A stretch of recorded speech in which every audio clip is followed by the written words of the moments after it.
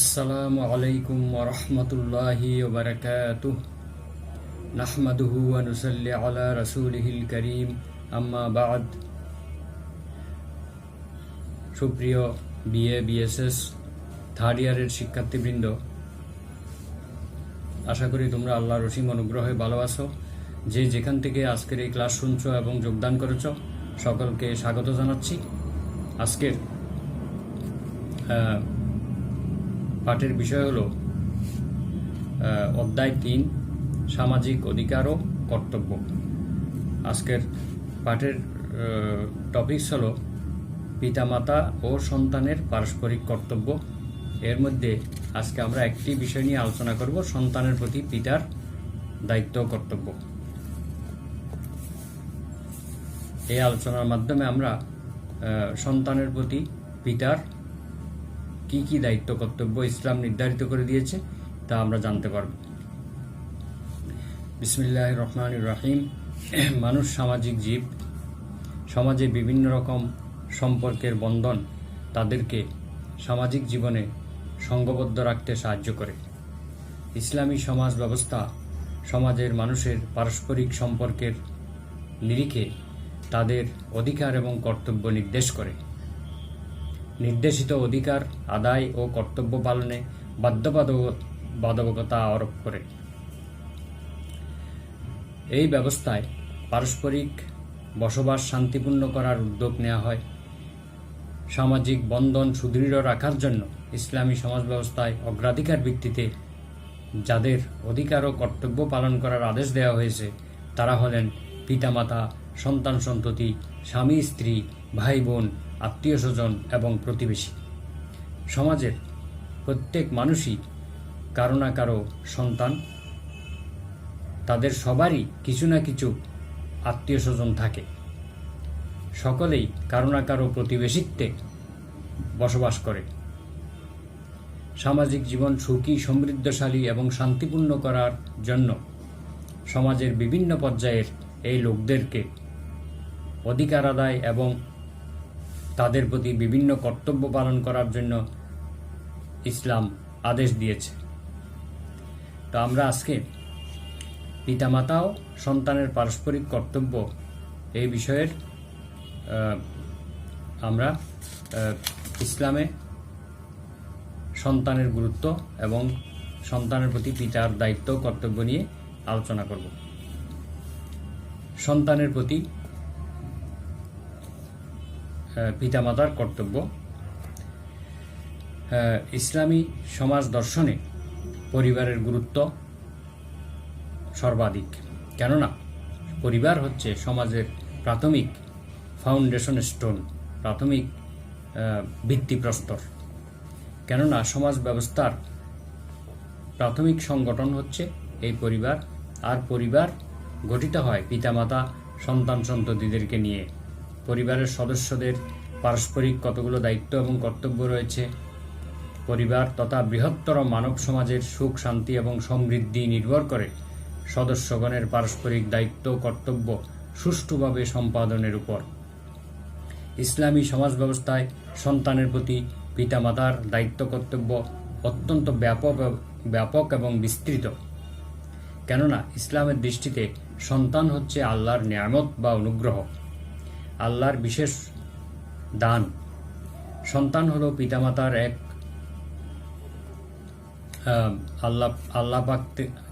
আল্লাহ তাআলার কাছ থেকে প্রাপ্ত এক বিশেষ অনুদান। পিতামাতার আবেগ, উচ্ছ্বাস, প্রেম, ভালোবাসা, পরিণতি ও পূর্ণতা লাভ করে সন্তানের মাধ্যমে। সন্তান হচ্ছে পবিত্র দাম্পত্য জীবনের নিষ্কলঙ্ক একটি পুষ্প বিশেষ। পিতামাতার হৃদয়ে সন্তানের জন্য যে ভালোবাসা, স্নেহ, মমতা, প্রেম, প্রীতি থাকে তা আল্লাহ তাআলার অন্যতম একটি শ্রেষ্ঠ করুণা বিশেষ। পৃথিবীর সব পিতামাতার, পশু পাখি, কীট পতঙ্গ আমরা দেখতে পাই যে সবারই সন্তানের জন্য একটি বিশেষ ভালোবাসা রয়েছে। আল্লাহ মানব প্রকৃতিতেই ঢেলে দিয়েছেন সন্তানের প্রতি ভালোবাসা এবং স্নেহ প্রবণতা, এবং তিনি পিতামাতার হৃদয়ে সৃষ্টি করে দিয়েছেন এই মহৎ সহজাত প্রবৃত্তি।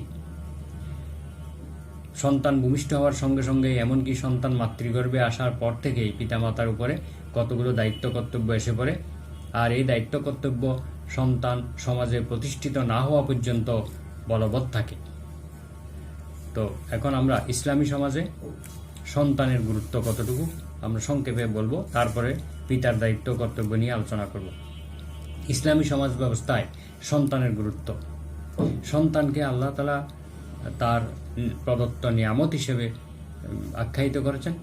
আল্লাহ তাআলা পবিত্র কোরআনে বলেন, আউযু বিল্লাহি মিনাশ শাইতানির রাজিম, সূরা নাহাল 72 নম্বর আয়াতে আল্লাহ বলেন, আল্লাহু জাআলা লাকুম মিন আনফুসিকুম আজওয়াজান ওয়া জাআলা লাকুম মিন আজওয়াজিকুম বানিনা ওয়া হাফাদাতান ওয়া রাযাকাকুম মিনাত তাইয়্যিবাত।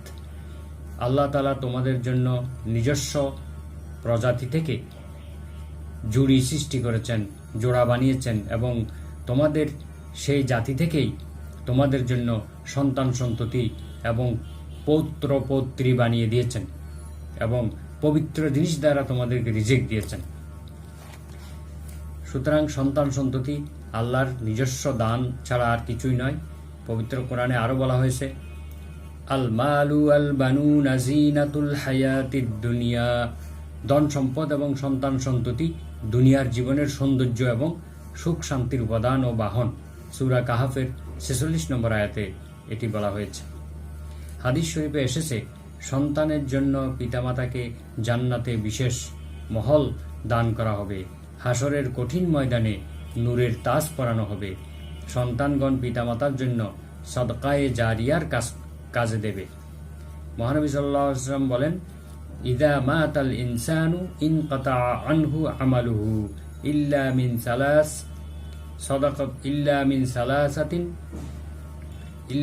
সাদাকাতিন জারিয়াতিন আও ইলমিন ইউনতাফাউ বিহি আও ওয়ালাদুন সালিহুন ইয়াদউ লাহ। মহানবী সাল্লাল্লাহু আলাইহি ওয়াসাল্লাম বলেছেন, মানুষ যখন মৃত্যুবরণ করে তখন তার আমলের দরজা বন্ধ হয়ে যায়, কিন্তু 3টি কাজ বন্ধ হয় না। প্রথম হচ্ছে সদকায়ে জারিয়া, প্রবাহমান দান। দ্বিতীয়টি হলো এমন জ্ঞান, এমন শিক্ষা রেখে যাওয়া যা পরবর্তী লোকেরা উপকৃত হয়। আর তৃতীয়টি হলো এমন সন্তান রেখে যাওয়া যেই সন্তান তার জন্য নেককার সন্তান, যে তার জন্য দোয়া করে। মুসলিম শরীফে এই হাদিসটি উল্লেখ রয়েছে। তাহলে এই হাদিস থেকে বোঝা যায় যে সন্তান রেখে গেলে সেই সন্তান যদি পিতামাতার জন্য দোয়া করে তাহলে সেই দোয়া কাজে লাগবে, এটি এই হাদিস থেকে বোঝা যায়। হাদিসে এসেছে, সুসন্তান জান্নাতের বাগানের পুষ্পতুল্য। আর এই নতুন প্রজন্ম শিশু সন্তানরাই হচ্ছে এই জাতির উম্মতের প্রস্ফুটিত ফুল, মানবতার ভবিষ্যৎ, যার উপর নির্ভর করছে জাতির সুন্দর প্রভাত এবং আগামী সুন্দর দিনগুলো। কাজে ইসলামী সমাজ ব্যবস্থায় সন্তানের আরও অনেক ফজিলত রয়েছে, যা আমরা অল্প পরিসরে এটি আলোচনা করে শেষ করতে পারবো না। এবারে আমরা সন্তানের প্রতি পিতামাতার দায়িত্ব কর্তব্য আলোচনা করব। ইসলাম পিতার প্রতি প্রথমে আজকে আমরা আলোচনা করব পিতার প্রতি কি দায়িত্ব রয়েছে সেটা। তো পিতার অনেকগুলো দায়িত্ব রয়েছে। প্রথম দায়িত্ব হলো সন্তানের জন্ম এবং জন্মের পূর্ববর্তী কিছু কর্তব্য। সন্তান আকাঙ্ক্ষী পিতাকে সন্তান গর্ভে আসা ও থাকাকালে সন্তানের মঙ্গলের জন্য, সন্তানের কল্যাণের জন্য গর্ভধারিণী মায়ের সুস্বাস্থ্য রক্ষা, মন মানসিকতা গঠন, পবিত্র রাখা, হালাল খাওয়ার প্রয়োজনীয় ব্যবস্থা করা পিতার কর্তব্য। কারণ গর্ভধারিণী মাকে যদি তার স্বাস্থ্য রক্ষার ব্যবস্থা করা না হয়, তার মন মানসিকতা ভালো না রাখা হয়, পবিত্র রাখা না হয়, হালাল খাদ্য খাওয়া না হয়, তাহলে সুসন্তান আশা করা যায় না। সুস্বাস্থ্য সম্পন্ন হৃষ্টপুষ্ট সন্তান আশা করা যায় না। আর পিতামাতা তার ভবিষ্যৎ সন্তানের মঙ্গল চিন্তায় তৎপর এবং সজাগ হওয়া উচিত জন্মের আগে থেকেই।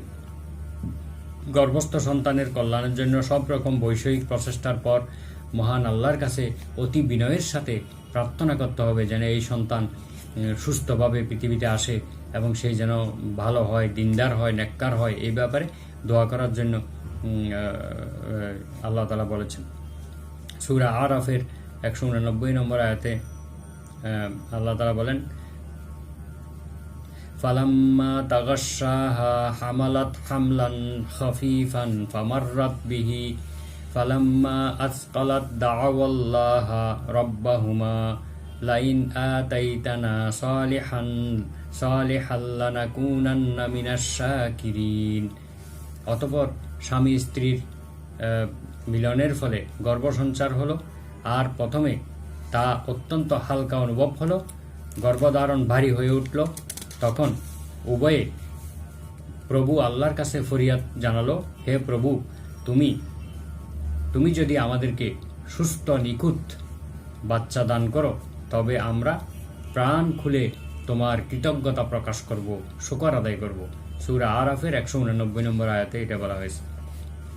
আল্লাহ তাআলা আরো অনেক দোয়া শিক্ষা দিয়েছেন সন্তানের জন্য, সন্তান যাতে ভালো হয়, নেককার হয়, তাদের জন্য দোয়া করার জন্য বলেছেন। যেমন সূরা ফুরকানের 74 নম্বর আয়াতে আল্লাহ বলেন, তোমরা এইভাবে দোয়া করবে আমার কাছে, রব্বানা হাব লানা মিন আজওয়াজিনা ওয়া যুররিয়াতিনা কুররাতা আয়ুনি ওয়াজআলনা লিল মুত্তাকিনা ইমামা। হে আমাদের প্রতিপালক, তুমি আমাদের স্ত্রী এবং সন্তানদেরকে আমাদের চক্ষু শীতলকারী বানিয়ে দাও এবং আমাদেরকে মুত্তাকিদের নেতা বানিয়ে দাও। অর্থাৎ আমাদের সন্তান সন্ততি এবং স্ত্রীরা যেন এমন হয় যে তাদের আচার আচরণ দেখলে আমাদের চোখ জুড়িয়ে যায়, আমাদের চক্ষু শীতল হয়ে যায়, তারা যেন দিনদার হয়, সেই জন্য দোয়া করার জন্য শিক্ষা দিয়েছেন। তারপরে আল্লাহ তাআলা সূরা আলে ইমরানের 38 নম্বর আয়াতে আরেকটি দোয়া শিক্ষা দিয়েছেন যে, রব্বি হাবলি মিন লাদুনকা যুররিয়াতান তাইয়্যিবাহ। হে আমাদের প্রতিপালক, তোমার নিকট থেকে আমাদেরকে পবিত্র সন্তান দান করো, আমাদেরকে পবিত্র নেককার সন্তান দান করো। রব্বি হাবলি মিনাস সালিহিন, হে আল্লাহ আমাদেরকে নেককার সন্তান দান করো। এভাবে অনেক দোয়া পবিত্র কোরআনে এবং হাদিসে শিক্ষা দেওয়া হয়েছে। তাহলে জন্মের পূর্বে মাতৃস্বাস্থ্যের যেমন ব্যবস্থা নেওয়া হবে, ঠিক তদ্রূপ দোয়াও করতে হবে আল্লাহ তাআলার কাছে। দ্বিতীয় দায়িত্ব হলো জন্মের পরে দায়িত্ব। সন্তান দুনিয়াতে আগমন সহি সালামতে যখন হয়ে যাবে, তখন সেই পিতার উপরে কিছু দায়িত্ব রয়েছে। প্রথম দায়িত্ব হলো আজানের ধ্বনি শোনানো। সন্তান ভূমিষ্ঠ হওয়ার পর তার ডান কানে আজান, আবার কেউ কেউ বলেছেন বাম কানে ইকামত দিতে হবে। তবে ডান কানে আজান দেওয়ার এইটাই হলো বিশুদ্ধ হাদিস। আজানের শব্দগুলো তার কানের কাছে বলে দেওয়া, বাইরে গিয়ে আজান দেওয়া নয়। অনেকে সন্তান জন্মগ্রহণ করলে উঠানে গিয়ে বা বাইরে গিয়ে আজান দেয়, এটা না। সন্তানের কানের কাছে গিয়ে ছোট ছোট করে চিৎকার করে নয়, কারণ এই সন্তান এখনো দুর্বল, তাই সে একেবারেই তার হার্টটা খুবই দুর্বল। তাই কানের কাছে গিয়ে আস্তে আস্তে আজানের শব্দগুলো আল্লাহু আকবার, আল্লাহু আকবার, আশহাদু আল্লা ইলাহা ইল্লাল্লাহ এইভাবে শুনিয়ে দিতে হবে।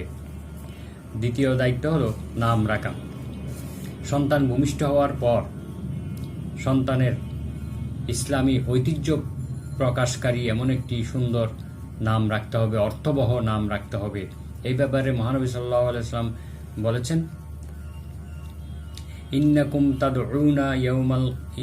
তুদআউনা ইয়াউমাল কিয়ামাতি বিআসমাইকুম ওয়া আসমাই আবাইকুম ফাহসিনু আসমাআকুম। কিয়ামতের দিন তোমাদেরকে তোমাদের নিজের এবং পিতার নাম ধরে ডাকা হবে। হে অমুকের পুত্র অমুক, এভাবে ডাকা হবে। কাজেই তোমরা একটি সুন্দর নাম রাখো। আবু দাউদ শরীফে এই হাদিসটি উল্লেখ রয়েছে। আবু হুরায়রা রাদিয়াল্লাহু আনহু মহানবী সাল্লাল্লাহু আলাইহি ওয়াসাল্লাম থেকে এই হাদিসটা বর্ণনা করেছেন যে, হাক্কুল ওয়ালাদি আলাল ওয়ালিদে সালাসাতা আশিয়া। সন্তানের অধিকার পিতার উপরে তিনটি। আই ইউহসিনা ইসমাহু, তার জন্য একটি সুন্দর নাম রাখা। ইজা ওয়ালিদা, যখন জন্মগ্রহণ করে। ওয়ায়ুআল্লিমুহুল কিতাবা, এবং আল্লাহর কোরআন শিক্ষা দেওয়া, দিন শিক্ষা দেওয়া। ইজা আকালা, যখন সে বুদ্ধিমান হয়, কিছু কথা বলতে শিখে তার বুদ্ধি প্রকাশ পায়, তখন তাকে কোরআন এবং দিন শিক্ষা দেওয়া। ওয়ায়ুজাব্বিজুহু ইজা আদরাকা, যখন সে প্রাপ্তবয়স্ক হয় তখন তাকে বিবাহ দেওয়া। ছেলে হলে বিবাহ করানো, মেয়ে হলে বিবাহ দেওয়া। এইগুলো হচ্ছে পিতার দায়িত্ব। বস্তুত সন্তানের ভালো নাম না রাখা এটা একটা অপরাধমূলক কাজ। আবু দাউদ নাসাই শরীফের এক হাদিস থেকে জানা যায়, মহানবী সাল্লাল্লাহু আলাইহি ওয়াসাল্লাম বলেছেন, নবীদের নামে নাম রাখো, এবং আল্লাহর নিকট অধিক পছন্দনীয় নাম হলো আব্দুল্লাহ, আব্দুর রহমান, আব্দুর রহিম এই জাতীয় নাম, অর্থাৎ আব্দুন শব্দ যোগে আল্লাহর নাম। রহমান, রহিম, রউফ, জব্বার, কাহ্হার এগুলি আল্লাহর নাম। এগুলোর সঙ্গে যদি আমরা আব্দুন লাগিয়ে নাম রাখি, আব্দুল্লাহ, আব্দুর রহমান, আব্দুর রহিম, আব্দুর রউফ, এভাবে এগুলি হচ্ছে আল্লাহর কাছে খুবই প্রিয় নাম। আর বিস্ত্রী নাম যেগুলির কোনো অর্থ নেই, এই সমস্ত নাম রাখা এটি গুনাহের কাজ এবং এটি সন্তানের উপরে প্রভাব পড়ে, নামের প্রভাব সন্তানের উপর পড়ে। তৃতীয় দায়িত্ব হলো জন্মের পরে আকিকা করা। সন্তান জন্মের পর ৭ম দিবসে সামর্থ্য অনুযায়ী আকিকা করা সুন্নত। এতে সন্তানের বালা মুসিবতগুলো দূর হয়, বিপদ আপদ থেকে সন্তান রক্ষা পায়।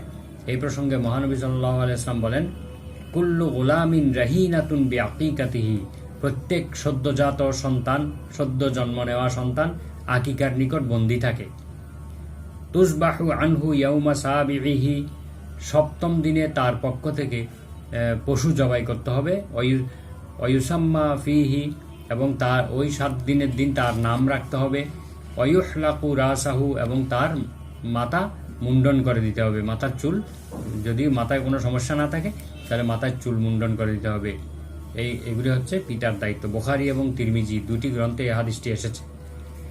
তাহলে বোঝা গেল যে সন্তান তার আকিকার কাছে বন্দী থাকে, অর্থাৎ সন্তানের বিপদ আপদ বালা মুসিবত তার চারদিকে ঘুরতে থাকে। কিন্তু যখন তার পক্ষ থেকে একটি প্রাণী জবাই করা হয়, আমরা ভালোভাবেই জানি যে একটা ছেলে সন্তান হলে 2টি ছাগল বা বকরি অথবা ভেড়া জবাই করতে হবে, আর মেয়ে হলে 1টি। আবার কোনো কোনো হাদিসে 1টি জবাই করলেও হয়ে যাবে বলে, ছেলে মেয়ে উভয়ের জন্য 1টির ব্যাপারেও এরকম একটি বর্ণনা রয়েছে। ইমাম আহমদ এই হাদিসের ব্যাখ্যায় বলেন যে শিশু অবস্থায় কোনো সন্তান যদি মারা যায় এবং তার জন্য আকিকা করা না হয়, তবে সে তার পিতামাতার জন্য আল্লাহর কাছে শাফাত করবে না, সুপারিশ করবে না। আকিকা করা একান্তই অপরিহার্য, তা না করে কোনো উপায় নেই। বস্তুত আকিকা করার মধ্যে নিহিত রয়েছে সামাজিক, নাগরিক ও মনস্তাত্ত্বিক সর্বপ্রকার কল্যাণবোধ। এই কারণে মহানবী সাল্লাল্লাহু আলাইহি ওয়াসাল্লাম আল্লাহর অনুমতিক্রমে এই প্রথা চালু করেছেন, নিজে আকিকা দিয়েছেন এবং উম্মতকে উৎসাহ দিয়েছেন। পুরুষ সন্তানের জন্য 2টো ছাগল বা বকরি বা ভেড়া, আর মেয়ে সন্তানের জন্য 1টি ছাগল বা বকরি বা ভেড়া জবাই করাই যথেষ্ট হবে। 4 নম্বর দায়িত্ব হলো খাতনা করা। খাতনা করা এটি সকল নবী রাসূলের সুন্নত এবং ইসলামী একটি রীতি। বিশেষ করে আমাদের ইব্রাহিম আলাইহিস ইসলাম থেকেই আমাদের এই শরীয়তে এটি সুন্নত হিসেবে চলে এসেছে। মহানবী সাল্লাল্লাহু আলাইহি ওয়াসাল্লাম বলছেন, আল ফিতরাতু খামসুন, আল খেতানু ওয়াল ইস্তিহদাদু, 5টি কাজ সুন্দর স্বভাবের মধ্যে পরিগণিত, নবী রাসূলদের সুন্নত হিসেবে পরিগণিত। আল খেতানু, খাতনা করা, তারপরে ওয়াল ইস্তিহদাদু, অবাঞ্ছিত লোম পরিষ্কার করা, ওয়া নতফুল ইবিতে, এবং বগলের কেশ উপরে ফেলা, ওয়া কাসরু শারিবে, মোষ কেটে ছোট করা, ওয়া তাকলিমুল আজফার, এবং নখ কাটা। এগুলি হচ্ছে নবী রাসূলদের সুন্নত এবং ফিতরত। এই কাজগুলো আবার পবিত্রতার নিদর্শনও বটে। এগুলি পবিত্রতার জন্য, চিকিৎসা বিজ্ঞানের দৃষ্টিতে এগুলি খুবই গুরুত্বপূর্ণ পবিত্রতার কাজ। এগুলি যারা করে না তারা নানা রকম রোগ ব্যাধির শিকার হয় এবং তারা পবিত্র থাকতে পারে না। 5 নম্বর দায়িত্ব হলো পরিচর্যা এবং লালন পালন। হৃদয় নিংড়ানো ভালোবাসা দিয়ে মায়া মমতার পরশে সন্তানকে অতি যত্নে প্রতিপালন এবং পরিচর্যা করা কর্তব্য। পিতাকে সন্তানের প্রাপ্তবয়স্ক হওয়া পর্যন্ত খাদ্য, পোশাক ইত্যাদির ব্যবস্থা করতে হবে, তার শিক্ষা দিতে হবে। মহানবী সাল্লাল্লাহু আলাইহি ওয়াসাল্লাম বলেন, ইজা আনফাকার রাজুলু আলা আহলিহি নাফাকাহু ইয়াহতাসিবুহা ফাহিয়া লাহু সাদাকা। আল্লাহর উদ্দেশ্যে যে ব্যক্তি নিজ পরিবার পরিজনের জন্য খরচ করে, এটা তার জন্য সাদাকার সওয়াব হিসেবে গণ্য হবে। বুখারী, মুসলিম এবং রিয়াদুস সালিহিনে এই হাদিসটি রয়েছে। পিতার কর্তব্য সন্তানের খানাপিনা, থাকা, পোশাক ইত্যাদির ব্যবস্থা করা। বিশেষ করে যতদিন সেই নিজস্ব উপার্জন করতে অক্ষম থাকবে ততদিন পিতা তাকে এগুলো চালিয়ে যাবে। এই প্রসঙ্গে মহানবী সাল্লাল্লাহু আলাইহি ওয়াসাল্লাম বলেন, কাফা বিল মারই ইসমান আইয়াদিআ মাইয়াকুতু, যাদের ভরণ পোষণের দায়িত্ব কারো উপর বর্তায় সেই যদি তা পালন না করে, তাদেরকে ধ্বংস করে, তাহলে এটা তার জন্য বড় গুনাহের কারণ হবে। নাসাই শরীফে এই হাদিসটি উল্লেখ রয়েছে। তারপরে সন্তানের নিরাপত্তা প্রদান করা। সন্তান মহান আল্লাহর নিয়ামত হিসেবে তাকে নিরাপত্তা দেওয়া, তার সুস্বাস্থ্যের প্রতি খেয়াল রাখা, রোগমুক্ত রাখা, জীবনের উন্নতি এবং বিকাশের যথোপযুক্ত ব্যবস্থা গ্রহণ করা। যদি এগুলো করা না হয় তাহলে আল্লাহ তাআলার কাছে জবাবদিহি করতে হবে। আল্লাহ তাআলা বলেন, ওয়ালা তাকতুলু আওলাদাকুম খাশিয়াতা ইমলাক, তোমরা সন্তানদেরকে হত্যা করো না তোমাদের সন্তানদের দারিদ্র্যের ভয়ে, দরিদ্র হয়ে যাবে তোমরা এই ভয়ে সন্তানদেরকে হত্যা করো না। সরাসরি হত্যা করা একটা বিষয় আছে, আর তাদেরকে ভালো মানুষ না করে তাদের জীবনটাকে ধ্বংস করে দেওয়া, এটাও একটা হত্যার মতোই। সূরা বনী ইসরাঈলের 31 নম্বর আয়াতে এটি উল্লেখ রয়েছে। 7 নম্বর হলো শিক্ষা দান করা। সন্তানকে সুশিক্ষা দান করা এটা পিতামাতার সবচেয়ে বড় কর্তব্য। তাদেরকে বিশেষ করে দ্বীনি শিক্ষা দেওয়া। আমরা দুনিয়ার শিক্ষা দেওয়ার জন্য প্রচুর অর্থ করি এবং শ্রম ব্যয় করি, কিন্তু এটি আমাদের খুব বেশি কাজে লাগবে বলে মনে হয় না। দ্বীনের শিক্ষা যদি দেয়া না হয় তাহলে আমরা সন্তানের জন্য যা কিছু করি এটি কোনো কাজে আসবে না। তাই সন্তানকে দ্বীনের শিক্ষা, কোরআন শিক্ষা দিতে হবে। পবিত্র কোরআনে আল্লাহ বলছেন, ইয়া আইয়ুহাল্লাযীনা আমানু কু আনফুসাকুম ওয়া আহলিকুম নারা, সূরা তাহরিমের 6 নম্বর আয়াতে আল্লাহ বলেন, হে ঈমানদারগণ, তোমরা নিজেদেরকে এবং তোমাদের পরিবারবর্গকে জাহান্নামের আগুন থেকে রক্ষা করো। অর্থাৎ নিজে যেমন ইবাদত বন্দেগী করে আল্লাহর কাছ থেকে বাঁচার চেষ্টা করবে, সন্তানদেরকেও সেভাবে বাঁচার চেষ্টা করতে হবে। অর্থাৎ তাদেরকে দ্বীন শিক্ষা দিতে হবে, কোরআন শিক্ষা দিতে হবে, ইসলামী শিক্ষা দিতে হবে, তাহলে তারা আমল করবে এবং আল্লাহর কাছে রক্ষা পাবে। এভাবে আমরা সন্তানদেরকে শিক্ষাদানের মাধ্যমে তাদেরকে জাহান্নামের আগুন থেকে রক্ষা করতে পারবো। তাদেরকে সুশিক্ষা এবং সদুপদেশ প্রদান করতে হবে। হযরত আলী রাদিয়াল্লাহু আনহু বলেন, তোমরা নিজেরা শেখো এবং পরিবারবর্গকে শিক্ষাদান করো, সব কল্যাণময় রীতিনীতি এবং তাদের সেই কাজে অভ্যস্ত করে তোলো। কাজেই সন্তানকে উত্তম সুশিক্ষা প্রদান করতে হবে। তো আমরা আজকে ক্লাস এখানেই সমাপ্ত করলাম। আরও বাকি অংশ আমরা পরবর্তী ক্লাসে আলোচনা করবো ইনশাআল্লাহ। সুবহানাকা আল্লাহুম্মা ওয়া বিহামদিকা আশহাদু আল্লা ইলাহা ইল্লা আনতা আস্তাগফিরুকা ওয়া আতুবু ইলাইক। সন্তানের প্রতি পিতার দায়িত্ব কর্তব্য আলোচনা করো, এই বিষয়টি আরও অনেকগুলো পয়েন্ট বাকি আছে, আমরা আগামী ক্লাসে এটা শেষ করব। তারপরে সন্তানের প্রতি মাতার দায়িত্ব শুরু করব ইনশাআল্লাহ। আসসালামু আলাইকুম ওয়া রাহমাতুল্লাহি ওয়া বারাকাতুহু।